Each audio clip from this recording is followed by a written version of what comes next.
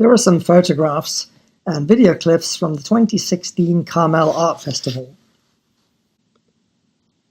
It's Carmel, so there are dogs, tourists on the beach, and of course the surfers.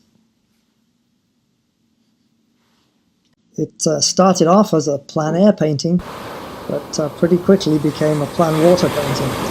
I'd chosen this particular position because I wanted a certain angle on the beach in order to get the sweep of the beach and also get some of the wet sand.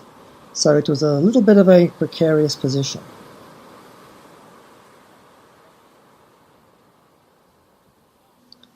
There's nothing like a little bit of time pressure when you're painting. And I certainly didn't want to stay too late on this particular position.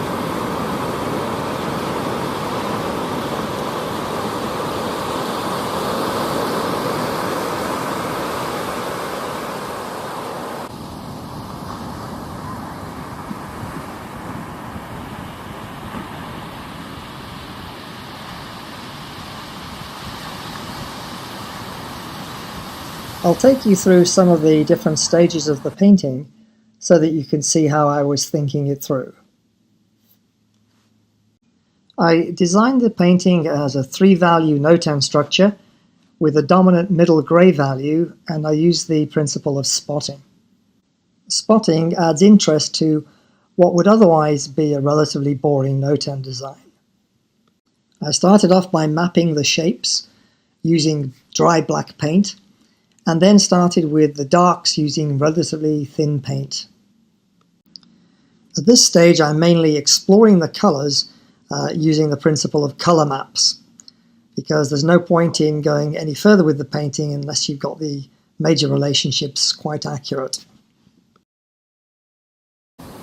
It was a beautiful sunny day, and in order to capture the light fluffy clouds that I was seeing, I was using a very large brush and softening the edges, and also using lots of different directions for the brush strokes.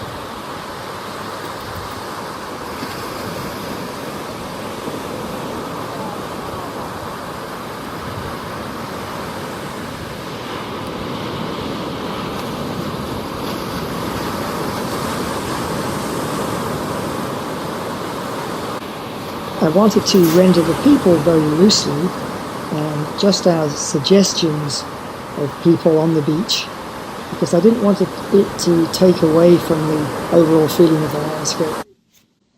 The final stage was to step back and see where you can simplify the painting, but there wasn't too much time for that because I was already about 6 inches underwater.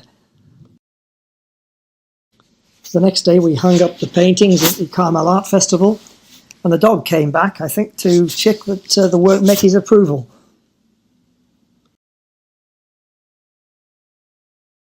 The other painting I submitted for the festival was a completely different mood. It was a very overcast and misty day, and so it was a different challenge to capture. I wanted to challenge myself and do a fairly large painting, in this case a 24 by 30 on site.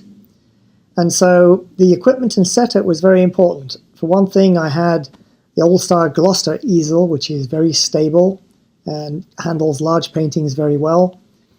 And as you can see here, I have a very large palette.